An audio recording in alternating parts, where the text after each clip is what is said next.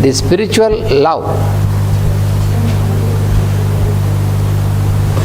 Yesterday I explained you what Narada explained about the spiritual love, and he has given the example of the cowherd boys, cowherd ladies, all the cowherd families who were there in Vrindavan and in Braja, who are very pure and who, without expectation, without anything, they were always serving. They were serving everybody, seeing the Lord in everybody. So that is the real devotion.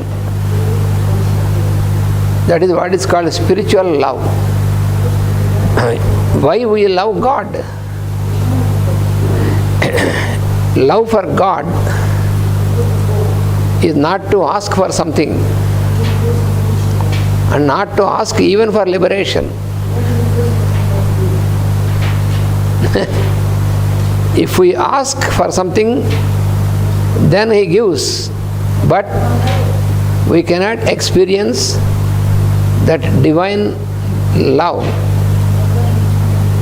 When we ask for something, then you came down into personality aspect. When you are in personality, you cannot experience divine love. So those who keep serving without any expectation, without asking, they can have this divine experience. That is the secret.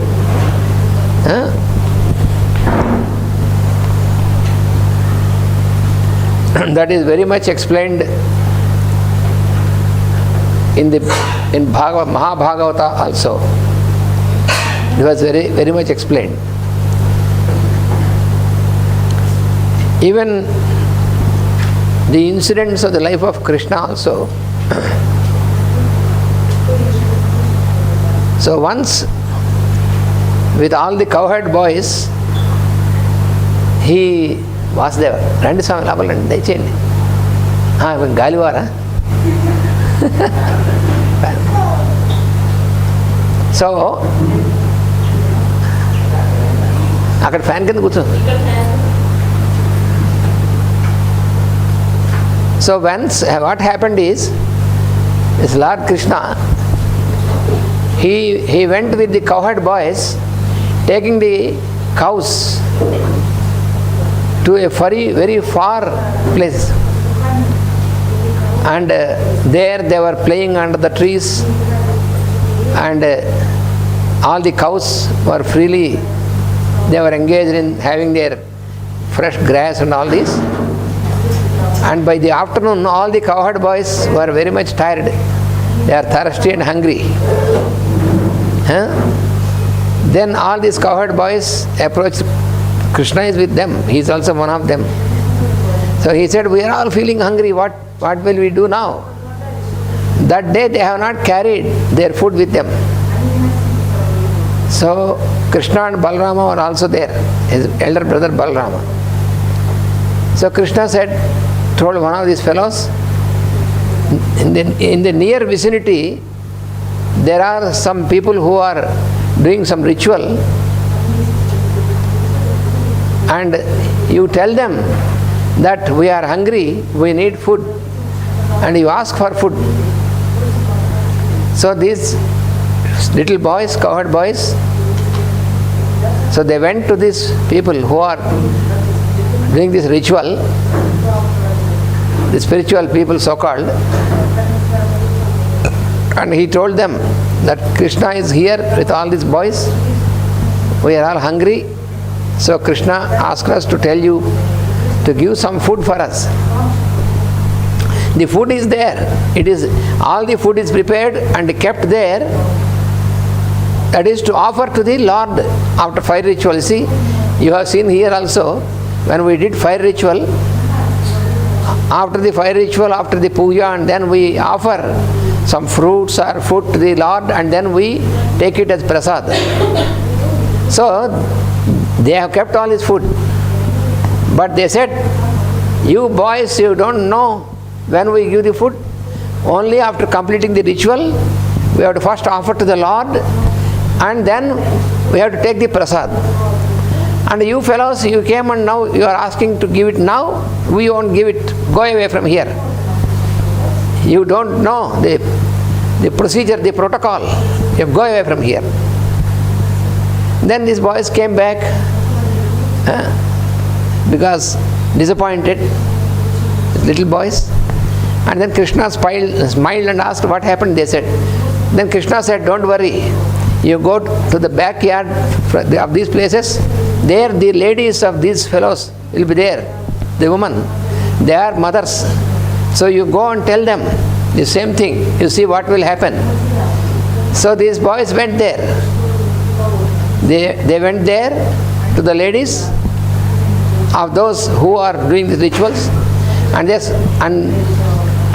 told them, we are here, we are all from the group of this Krishna, we are all cowherd boys, we are all hungry. Krishna asked us to tell you that we are hungry, please can you give some food for us? Without any hesitation, all the ladies, they brought all the food prepared to Krishna and these boys. No second thought, no hesitation.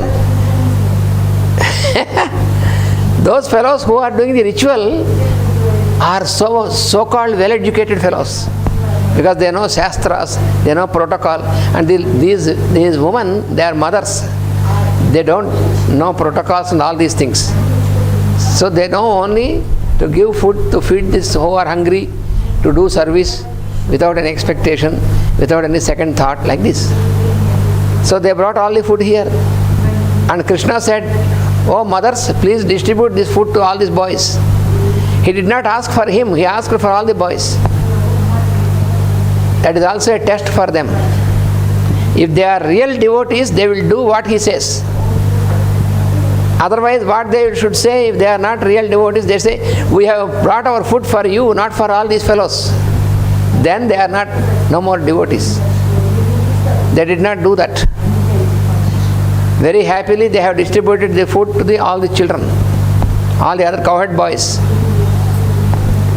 They didn't even notice whether Krishna has taken some food or not. He only obeyed his word. His word is for them, is everything. So they have distributed all the food. But now if they go back to the husbands, to the men who are their husbands or brothers who are all there, they will be angry because they have brought the food and distributed against the protocol. Because it should be first offered to the Lord, then only to be taken according to procedure. Now they broke the procedure because they followed the word of the Lord directly. Those fellows could not understand that it is the Lord himself who came and asked for food. You have prepared the food and kept there to offer for the Lord. Lord in the form of your ritualistic altar and something. But directly the Lord came there. But they could not realize this. But for these ladies who are real devotees, they have no other idea, only to obey the word of the Lord, that's all. For him, Lord is directly there for them. So they have distributed. And then Krishna was very pleased by this, because they have just followed his word without second thought, without hesitation. So much devotion. So what is devotion? Divine love. That is what we are. What is explained here as the divine love, the spiritual love. We are discussing about spiritual love. That is this devotion. That is what Narada, yesterday I told you, Narada also, in his aphorisms about devotion, what he said? Devotion means spiritual love. That is what we are now studying.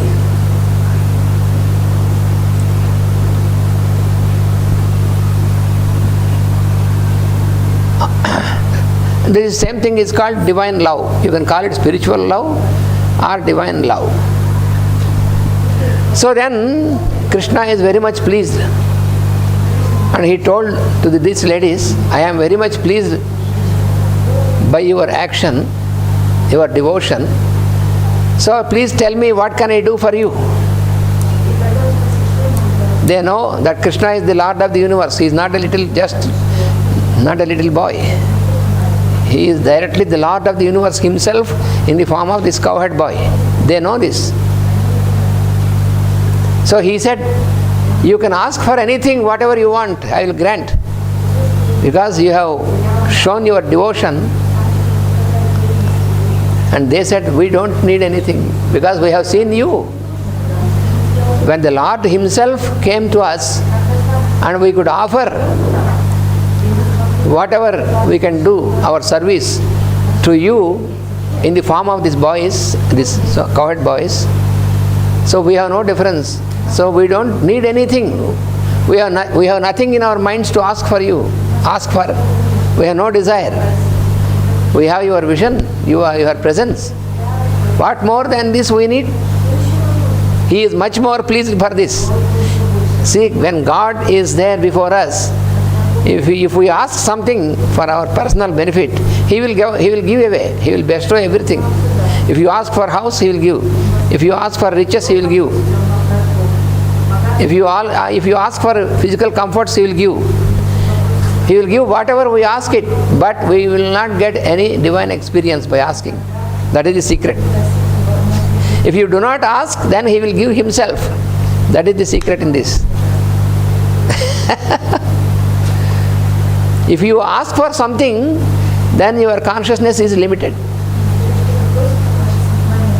When you do not ask, you are only offer yourself, your devotion, completely yourself you have offered, then the Lord takes all the responsibility. It is for Him to take the responsibility completely for us. So His presence, His divine presence is always with us. So what more we need in this universe than the presence of the Lord? So they have not asked for anything. Then He said, I am indebted to you. I take your responsibility. I bless you that even after going back, your men will not curse you, will not be angry to you. They will be also pleased because I am in the hearts of everybody. That is the secret. The Lord is not absent in somebody. He is omnipresent. So when He is present in these fellows, He is also present in those fellows who are ignorant also. In the world, what we do, we see some evil fellows. Then we think that there is no God in these evil fellows. In their hearts also He is present. If He is absent at certain place, how can He be a God?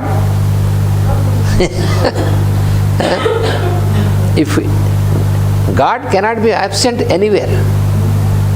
Even in the evil fellow's heart also He is there.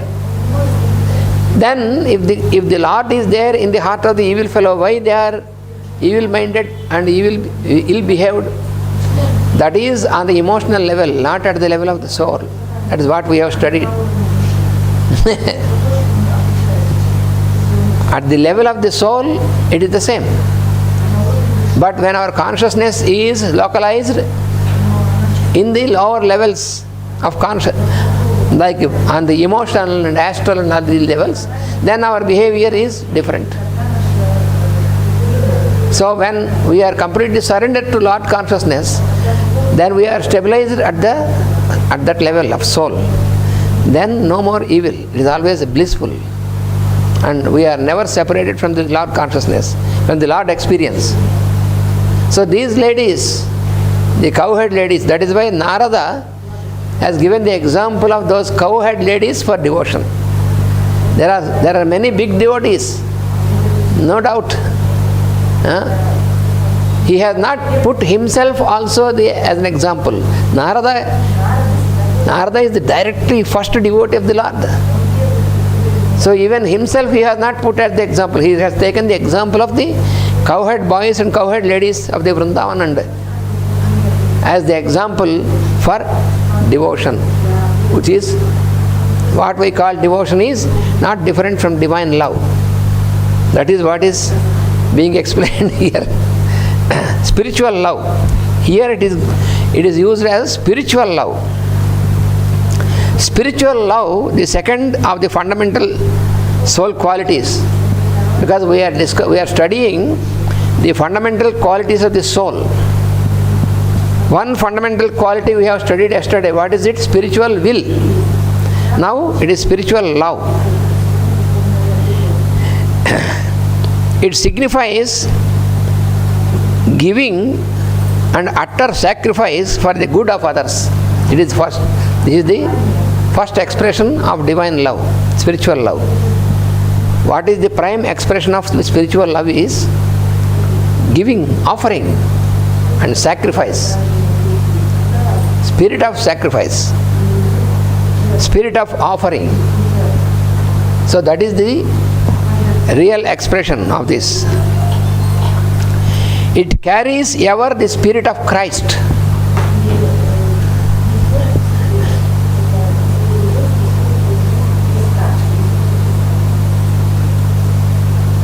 It carries ever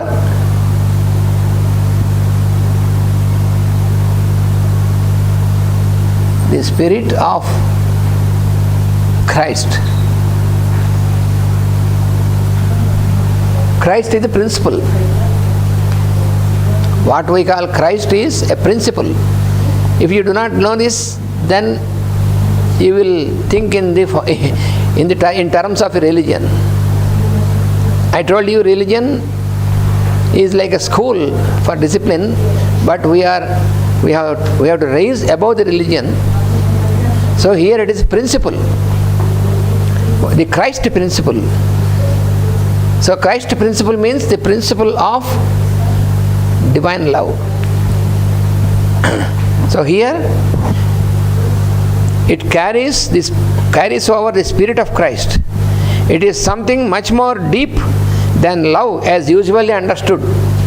Yesterday itself I told you, the term love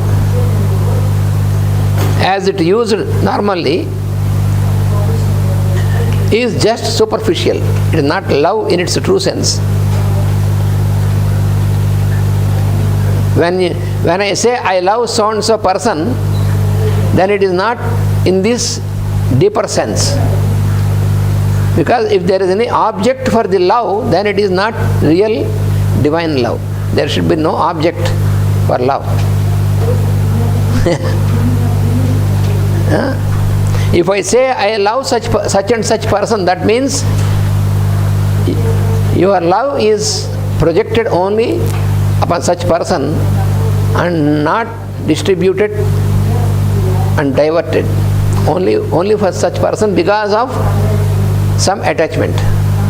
So then it is not love. But unfortunately we use the term in very lower sense. Yesterday I told you that is why Narada said Parama Prema. Prema is love. But why he said Parama Prema? Because already this word is used in lower sense. So to differentiate, he used the word Parama. Parama means higher, divine. What is devotion? Narada said devotion is Parama Prema.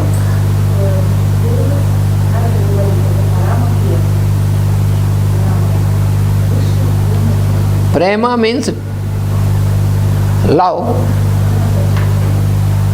and Parama is divine. So this divine love is Parama Prema. So if you won't say Parama, if you say only love, then we misunderstand this. Because we use this term in a very low sense. The physical attraction or the lust is also nowadays called as love, but it is not love.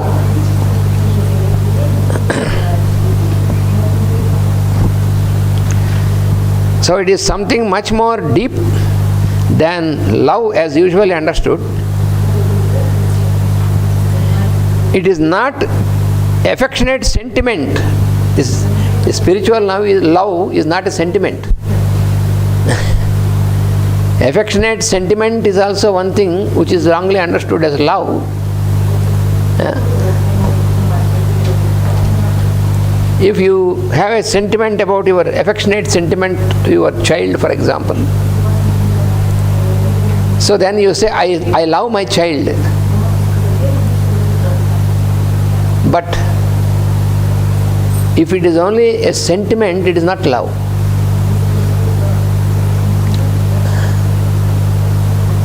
If you say you love your child, or you love your husband, or you love your wife, all this is only in terms of the sentiment, affectionate sentiment, that is called. So that is not love. But we use the term. How can we differentiate?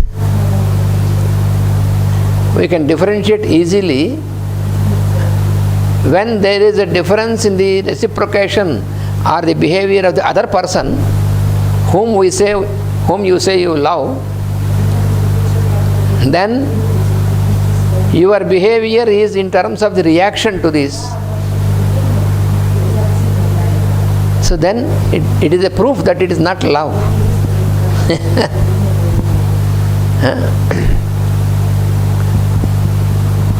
So for love there should be no sentiment. Love is not a sentiment at all.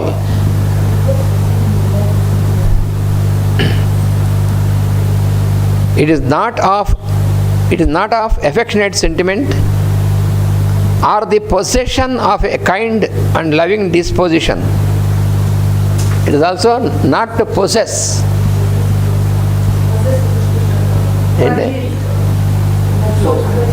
ఏంటి సభ రావచ్చునా అన్నాడు. మరి నీ కొడుకుని ఎక్కడప్ప చెప్పావు? Very good, రాకొచ్చు.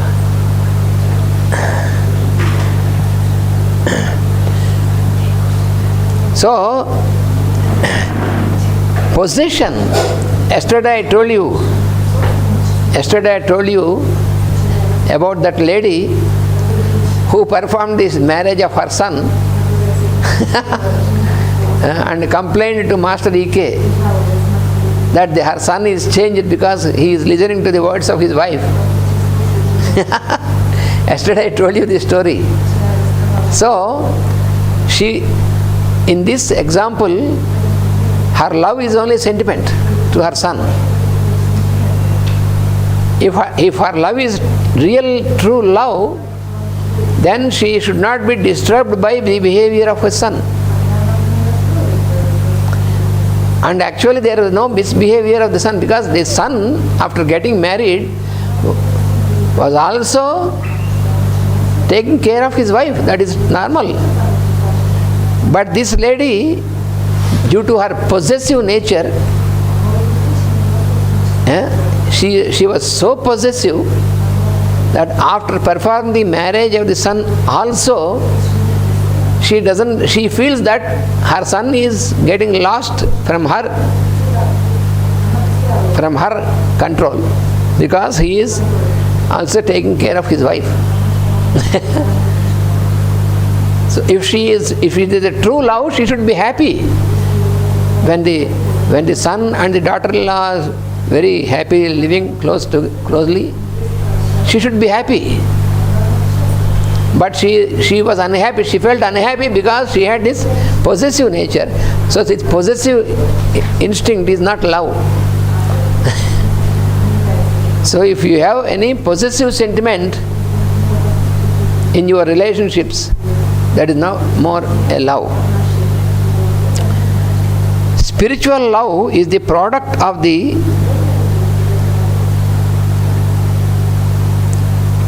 heart's perfected feeling and thinking. Perfected feeling and thinking. There are 12 soul qualities or virtues which express themselves through the heart. This is very important.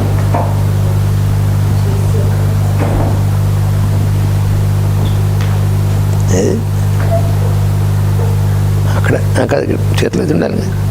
Duster ఎవరు తీసి అక్కడ పెట్టారు? ఆవిడ కూర్చొని చేస్తలే. This we have to know, because this is very important.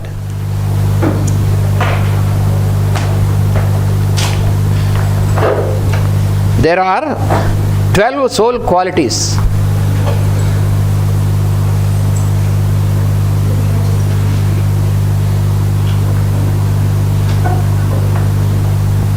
The soul qualities, there are 12 such soul qualities. We have to know what are these soul qualities 12. There are 12 soul qualities or virtues which express themselves through the heart. These qualities are expressed through the heart, not through the head.